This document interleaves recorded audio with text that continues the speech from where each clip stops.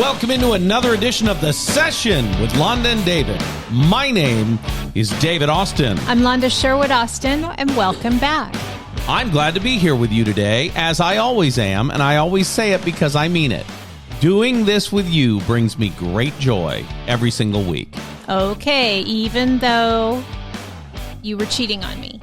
I didn't cheat on you, but there is an exciting new podcast that you get to tune into. It's not on this channel, but it is in this studio. Yeah. You helped somebody else with the podcast last week. That's exactly right. Yeah. My buddy Stephen Lambert, who owns Exit Realty, he and I do a podcast that is not real estate related. Right. We do a podcast that's life related, and it's called This Podcast Can Be Held Against You, or Can Be Used Against You. Okay. And I think that's fun. We just talk about fun stuff. There you go. Yeah. So we do that now on a different day, and it will be available. And there is a YouTube channel, and that YouTube channel is This Podcast Can Be Used Against You.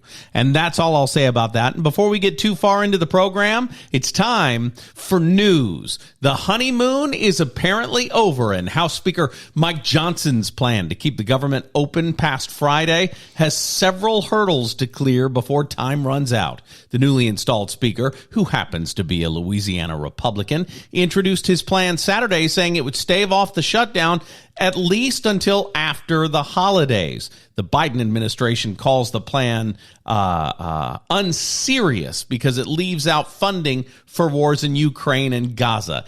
If the bill makes it out of committee late Monday, it would still need to pass on the House floor. At least a handful of Republicans have already been critical of the measure, saying there are no real wins for either side. And I think that's an interesting story. Holiday travel could be impacted by a threat of volcanic activity in Iceland. That slowed stuff down a few years ago. I remember there was a volcano eruption in Iceland, and it caused everything worldwide to slow down dramatically. Well, there have been hundreds of earthquakes that forced a coastal town along the island nation's southern peninsula to evacuate last week, prompting a state of emergency there. There is a significant likelihood, in quotes, that an eruption will happen in the coming days, according to the Icelandic Meteorological Office. The spike in seismic activity led Icelandic authorities to evacuate the southwestern fishing town of Grindavik, which is about an hour's drive from Reykjavik, the capital city. And again, that was Friday night. It's been 1 year since the brutal slayings that claimed the lives of 4 University of Idaho students in Moscow, Idaho, just in an off-campus home. Meanwhile, suspected killer Brian Kohberger is still awaiting trial in the killings of 21-year-olds Madison Mogen and Kaylee Gonsalves, I think is how you say that name, and 20-year-olds Xana Kernodle and Ethan Chapin. In May, a judge entered a not guilty plea on Kohberger's behalf after he was charged with 4 counts of murder and 1 count of burglary. Lastly, Swelsey or Trailer had a big weekend, and it was not on the gridiron. Taylor Swift opened the international leg of her Eras tour over the weekend in Argentina, and Kansas City Chief Travis Kelce took advantage of the bye week by joining Taylor at her Buenos Aires show. As the singer left the stage, she waved to concert goers before breaking out into a dead sprint toward Kelce, who danced along with her songs in the crowd throughout the night. When she reached him, Swift threw her arms around him, jumped on the football player, and they had a steamy kiss. And the only reason I know that is because you woke me up talking about that this morning. It was yesterday morning, but yes. And yeah, I'm that girl. I'm like, oh my God, she changed the lyrics of Karma, and she just yeah. I was totally that girl. And I saw again on social media today, I saw somebody, I say social media, it's always only Facebook because that's where the elders are. Mm-hmm. On Facebook, somebody was like, people are just too obsessed with celebrities and nobody cares about this. You need to be focusing on your life. I'm sorry, but I need a good love story. Okay. Sure. I think it's happy and hopeful. And some of us are facing, really shitty things in other parts of our life. And we like looking at that and thinking, at least there's love in the world. Like, you know what I'm saying? Sure. Yeah. Like, don't tell me to not be happy. Right. I don't get it. I don't get the hate. I don't either. I think it's adorable.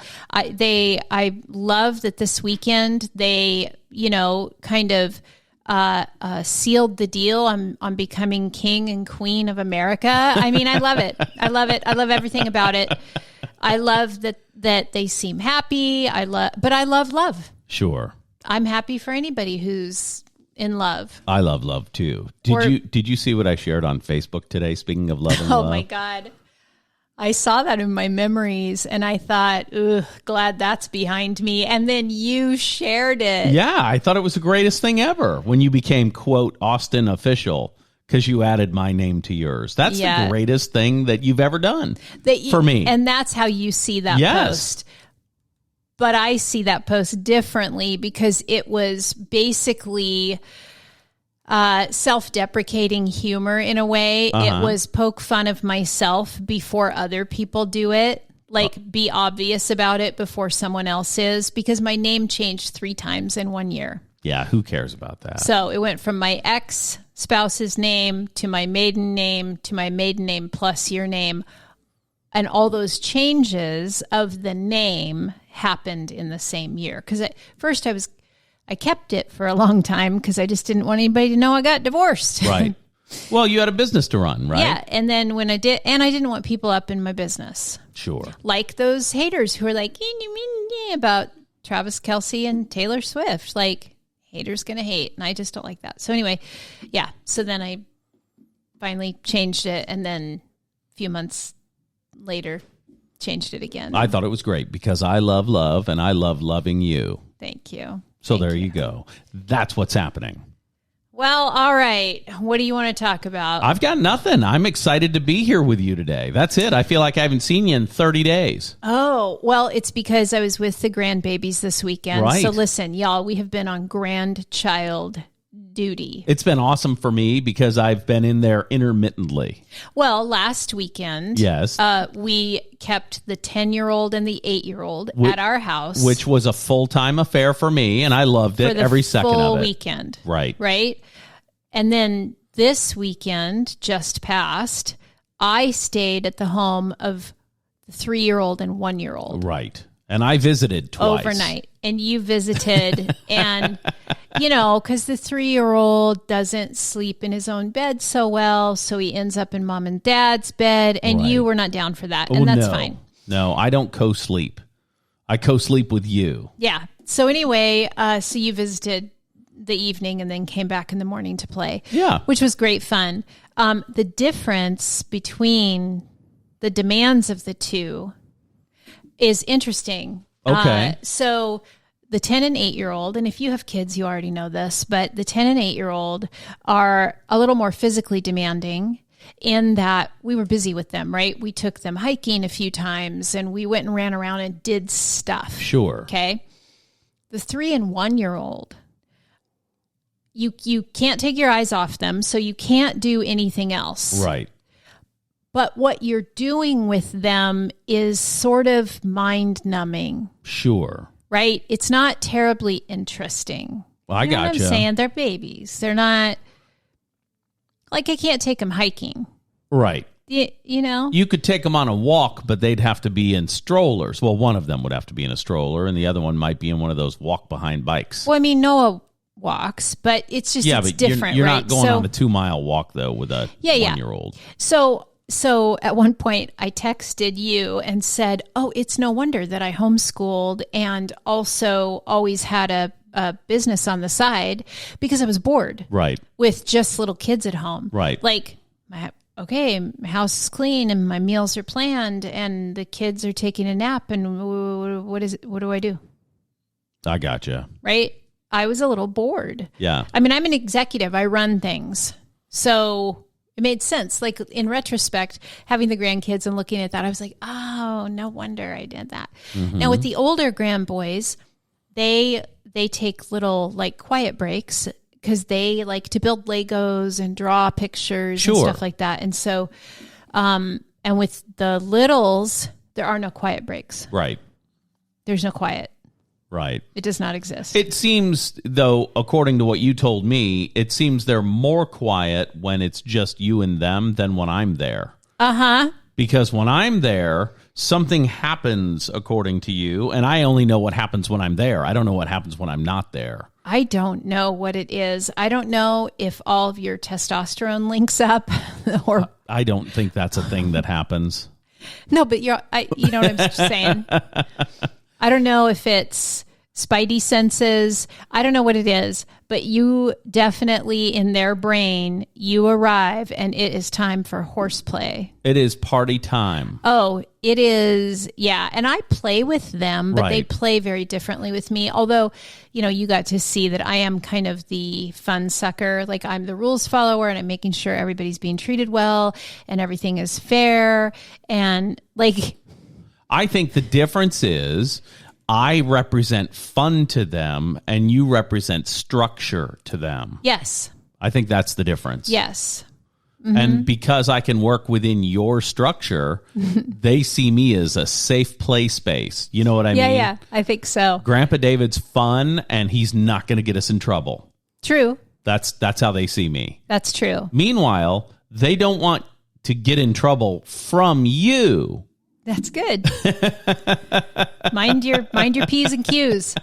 Yeah, and they don't give me even the kind of trouble they give their own parents, which is great. That's true. You definitely have a level of authority, and it's on your face. And a lot of people have commented to me about how authoritative you are, and it's true. You suffer no fools. No, here's what's interesting, and that's a great lead into this. I didn't know if this would come up, but here we go. So I just had a very uncomfortable interaction with a mechanic. Right. And that made me very anxious, and my heart's still racing. It was about an hour and a half ago. Okay. And I got back to the office and I was talking about it, and somebody came in and they were like, wow, what made you nervous about that? Like, you don't seem like the kind of person that gets nervous about anything. Right. I said, well, it depends. So if I feel confident about the subject that I'm talking about, mm-hmm. and I feel confident that I can answer any question, overcome any objection, then yeah, fully confident. Sure. If I don't know what I'm talking about and I feel a little fear, mm-hmm. I'm a wreck. I'm a basket case. Yeah. There you go. Said it out loud. I'm wholly, fully insecure and scared and anxious. So having to go to a mechanic and say, this mechanic's had my Jeep for like 3-4 weeks. Sure. And, it's just wanting more and more and more money. And I'm finally said, let's get a second opinion on this. Yeah. Having to go in there and tell them the tow truck's coming to pick it up. Sure. I just wanted to let you know, I told him the keys would be here at the front. So thanks. When the owner walked out from the back and started asking me questions, and I'm like, I didn't want to answer questions. I just wanted to say, hey, heads up. Okay, bye. Thanks. Right. Right? Because I don't want to talk about this because it's a little bit of a mess, I feel like. Sure. And you don't want to be accusational. You feel like someone is at fault here for what's going on with your vehicle. Right. Because you and I don't know enough about auto mechanics. Right. I can't say, oh, this is some shady shit that's going on. That's I can't exactly say that right. because I don't know enough about it. So having I also can't say it's not because I don't know enough about it. Right. So having a disinterested third party take a look at it. Right. And give us what they think's going on. Right. Makes a ton of sense. Right. And I had to frame it this way. So if you're ever facing this kind of situation, not with mechanic, but like any kind of situation where you're feeling afraid because you're feeling out of your element, here's what you do. Frame it with something that's similar where you were in your element. Okay. So this is what I did. So I was diagnosed with cancer in 2021. Mm-hmm. I got a second opinion. Right. I got a third opinion. I got a lot of opinions. I talked to everyone I know in the medical field whose opinion is important to me. Sure. Consulted with my doctor in Washington, mm-hmm. right? Yep. So I put it in that frame. And in fact, when I was standing there talking to them, I said, the car's got cancer and it needs a second opinion. Absolutely. And that was the only way that I could make it make sense in my brain so I didn't break down crying in front of them, because that's... Well, and the problem I have with this particular shop is they wanted to charge us thousands of dollars to be able to diagnose the problem. And that doesn't make sense to me. And I've talked to several mechanics in the last 2 weeks that say, no. Right. The diagnostic is a fee to plug in an electronic reader, and then you go from there. And whatever you find to be the problem, you charge them for the repair. Right. If they don't do the repair, you may charge them a diagnostic fee and wave goodbye. Right. We're thousands of dollars into diagnostic fees already. Yes. About $1,700. So no thank you. We'll get a second set of eyes on it, and then we'll let you know what we think's the best thing. I will only say this. I won't say the name of the mechanic shop, and the guy who runs it seems like a very nice guy. The Jeep dealership is working on his Jeep. Yeah, I mean, here's the upside. I mean, there's a few upsides. I think that anytime you face something difficult and challenging, you get to run into yourself. Right. And here's what I mean by that. Like, we've all got shit that we don't want to deal with in our own mind, in our own lives, our own, fears, values, belief systems that get confronted from time to time. Sure. I hate that. I try to keep myself in situations where that doesn't happen. Right. This has been a big situation where it did happen. And so I've been able to work through a lot of things, and, coming to a place of like realizing how much value I put on my independence and how much that Jeep represents my independence, and having to like work through all that. And, nobody loves mind mapping like I do. And like, let's trace that emotion down to, whatever, and figure out what's causing that. And Sure. blah, blah, blah, blah. So I've been able to do a lot of that. That's a plus for me. Right. And coming to the place where, I don't know, like, I'm afraid of not having my independence. Like, it's a big fear for me. And I haven't had it. So now what are you going to do with that? Right. Right. And realizing like, I really, with you in my life, don't need to be afraid of that anymore. I don't have to really feed that anymore. Sure. And maybe this has brought a little bit of healing to me in that respect. Yeah. And so, difficult circumstances always give you an opportunity to exercise your skill sets. And so, as I was just reading through the ninja prayer again this morning, like, I got to get my head on straight. I'm reading through it. And I'm like, yes. And if you don't know what that is, look it up. You can Google the ninja prayer, and it's from Ninja Selling. We actually read it here on the podcast a couple episodes ago. We did. And so there's that. The other thing, though, that was quite unexpected that came from it is when I put out on Facebook, like, hey, who's your favorite mechanic? And an old friend of mine said, well, you can always bring it to us. Totally forgot they owned a shop. I felt really bad then when I was like, oh my gosh, I totally forgot about you guys. I think just because I've been gone, Sure. out of the city for 3 years. And so I did have it towed to their shop. Now, here's where it gets fun. So if you think about, everything happens for a reason. Right. Right. Right. And maybe if even the reason is just my little bit of joy that I got from this. So I called the shop to let them know that the Jeep is on its way. Sure. And to give them a little more information about what's going on. I feel like now that it's off that lot and I'm all paid in full with them, let me tell you a little bit more about what's been going on. So the guy answers the phone, says his name, and I'm like, I wonder if this is, we're talking. And so then he asked me if I know his mom. And I'm like, I thought that was you.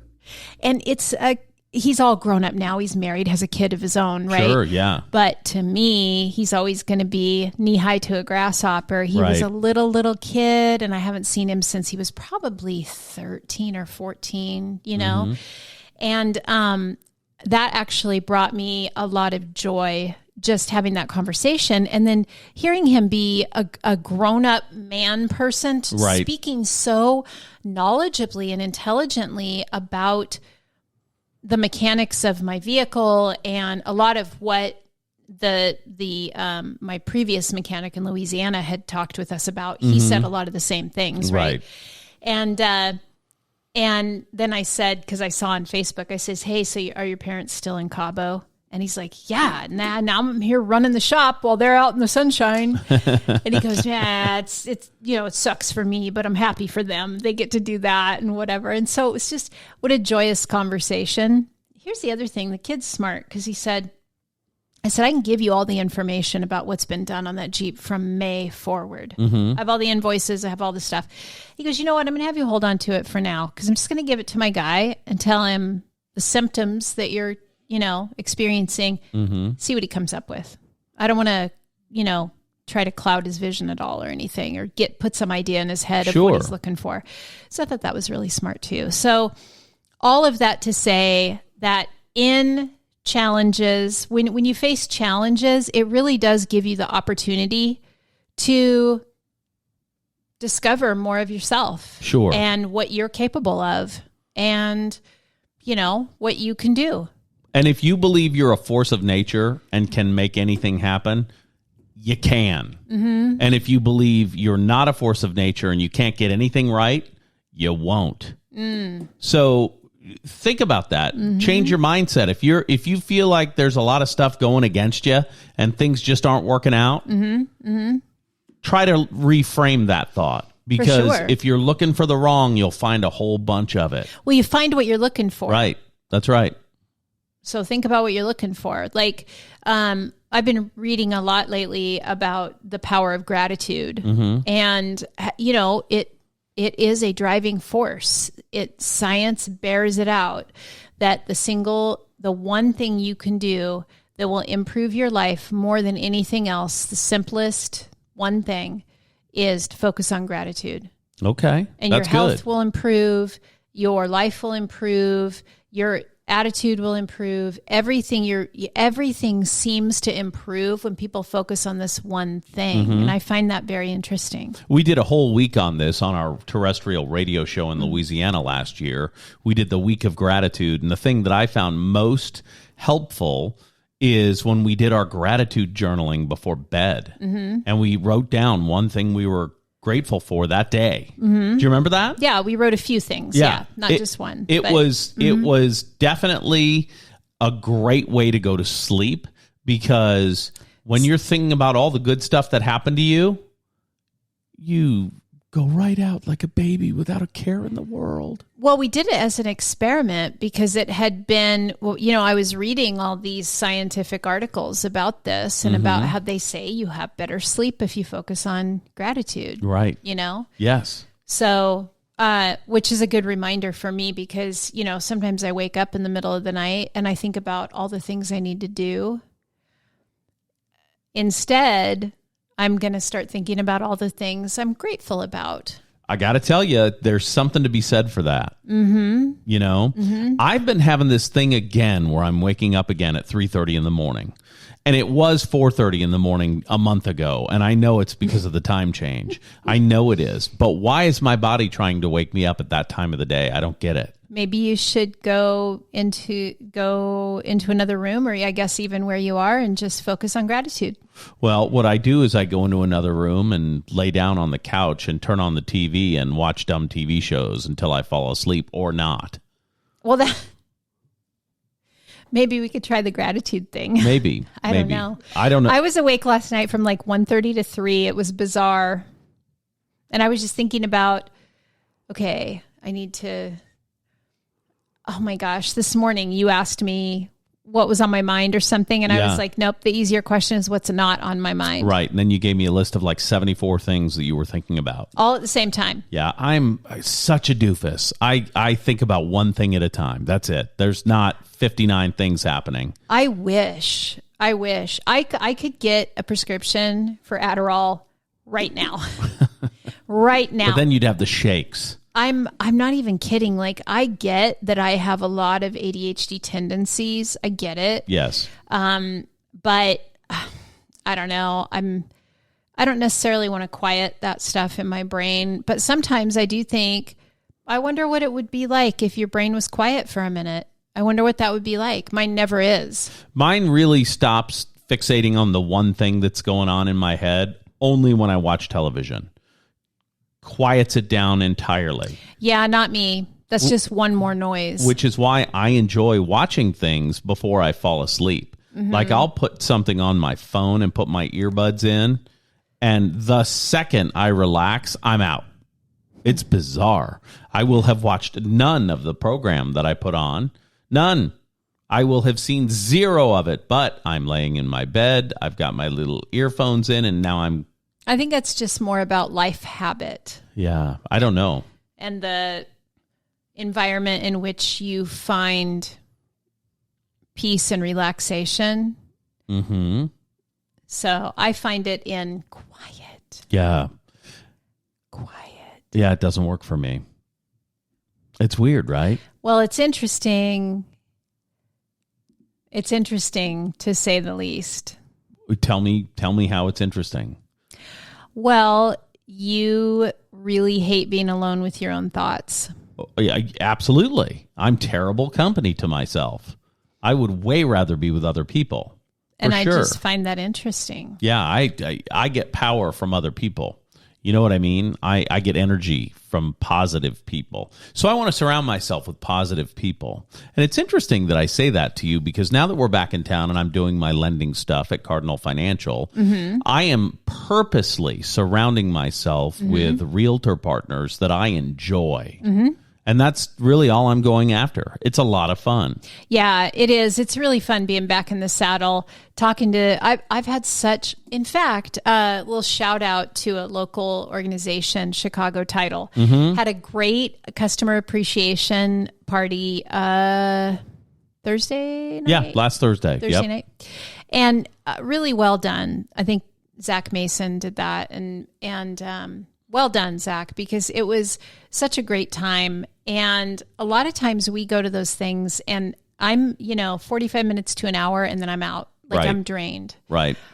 We were there, 2 hours, 2.5 hours, something. And we left. I was flying high.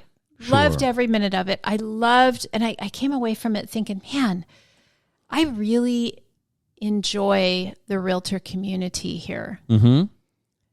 For the most part, very collaborative. In fact, there's an event tomorrow that is just a big mastermind kind of collaboration that's going to be happening for realtors. And there's no agenda. It's just coming together, talking about the market and whatever. And I just think, man, that's pretty cool to be part of that. Now, it's not 100%, but the people I run around with, the people I talk to and run into and spend time with, very collaborative. And I love it. That's the magic of where we are in our careers right now in real estate and mm-hmm. lending. Mm-hmm. We have enough longevity and enough success, enough track record of success that we absolutely can be choosy of with whom we want to share our time. Sure. And that's different than when you're a young, hungry kid who's got to take every single appointment ever and got to work with every single person ever mm-hmm. because every deal is the last deal. Mm. You know what I mean? I do. And I got to tell you, it's a really nice place to be. To come from that place rather than a place of desperation is very nice.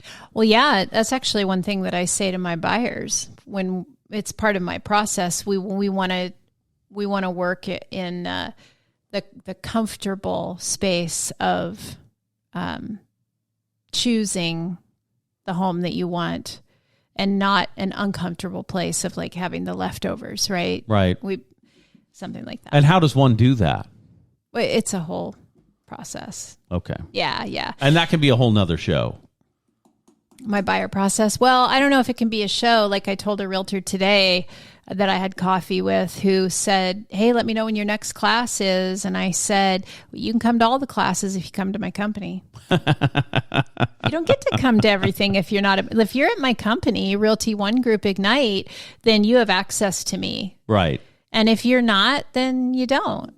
Every once in a while I do something that's just, open to everybody. But my intellectual property is worth a lot. Sure. And I know it. And that's why we do this podcast, right? It is a way to introduce some of our intellectual property to the world. Sure. And a lot of people in this industry and outside of this industry listen to it for that. Yeah.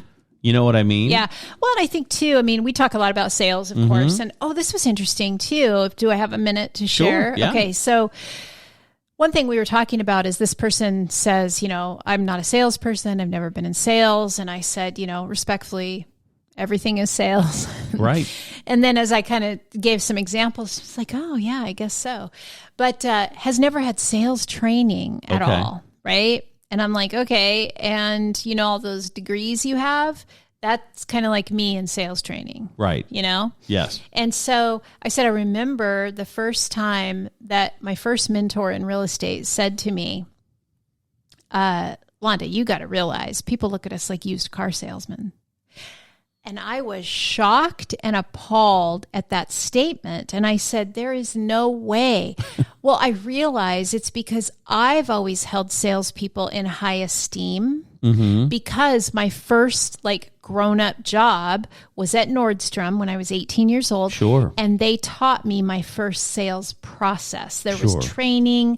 We learned what to say, how to say it, what to do, how to follow up. There was a system that we learned. Yeah. And that is when I fell in love with sales. And because I think I was trained by such a professional system and standard, that's just how I've always felt about sales. Yeah.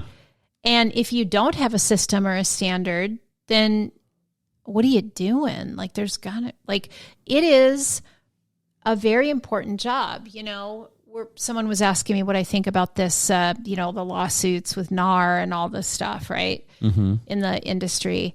And I said, well, I find it really interesting that there are people who don't want to pay us 2 or 3% or whatever it is that you're getting paid, but lawyers take a 30% cut. Yeah. I don't get it because at least in Washington state, we are held to the same standard as an attorney when we're executing those contracts. Sure. So what the hell? Yeah. So that's what I think about it. Well, I don't, the rules aren't really going to change, but the conversation will. And I'll tell you this. I don't have a problem with used car salesmen. I don't either.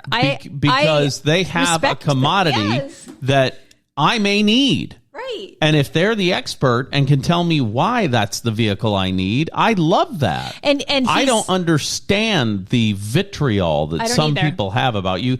A realtor in this market once said, I'll never work with David Austin. He talks too much like a used car salesman. And I'm like, well, what does that mean? Yeah. Am I professional and assertive? Am I certain in my language? What does it mean? Right. Because I think a good used car salesman can tell me why I want a Pontiac Sunfire. Right. You know what I mean? I do. And I for sure don't want a Pontiac Sunfire, but somebody who knows the features and benefits of that vehicle may be able to shine some light in my heart for that. Yeah. You know what I'm saying? I do. And when he said that to me, I knew he meant it as, kind of a slanderous thing. But I agree. I think, although I will say we had a car salesman recently, dude, just talk. Yeah. And that was bad sales. That was bad. He said, I've been doing this for 38 years. And I thought, how do you just put people into such buyer fatigue they finally say yes? Didn't ask me a single question. On next week's show, I'm going to dissect the car sales process because Wednesday at 11, I have an appointment at the Ford dealership here in town. My old salesperson, Easton, called me today and said, David, we have this out-of-town brokerage event. You are such They're a sending sucker. somebody from Detroit in. He's here now. In fact, I'd like to talk to you about our great deals and our great specials. And I know you're in the market for a car, so I'm going to go. You're welcome to come with me. No, I'm not planning on trading in my car. You for sure I'm going to drive that on Ford Focus until the wheels fall off. But I am going to go to that event at 11 o'clock on Wednesday, and I'm super excited about it. Is it this Wednesday? It is this Wednesday. Mark my word. I booked it because when you hear the next podcast, this guy's going to be driving a new car. I booked it because you're in the market for possibly a new car, and I want to see what's on their lot. And if they want to give me top dollar for a trade, maybe that'll be the Jeep. Maybe. Who knows? But that's coming up. Stay tuned for that information. Well, I hope that you enjoyed today's episode. Some tips and tricks, some vulnerability for sure. You got some real raw, authentic, emotional junk from me. Hope you loved that. And I can tell you this, car salespeople, in my opinion, are some of the most well-trained professional salespeople. Same. And I love that they can talk to you about your vehicle, even if they don't sell your vehicle. I just like think it's awesome. salespeople, period. I love sales. I love the science and art of sales. Yeah. Love it. Yeah. Selling radio was awesome for me, too. And the best thing that I picked up during that whole time was sales is like dating. Do what you did in college to get dates, and that's sales. I've been living that way ever since. Yeah. Yeah. I love when people say they're not in sales. I say, well, are you married? Oh, yeah. Well, you sold somebody on something, didn't you? And you're doing it every single day. Even if the conversation's like, hey, what do you want for dinner tonight? Somebody's got to sell their opinion to make it happen. All right, there you have it, and there it is. We'll see you again next week.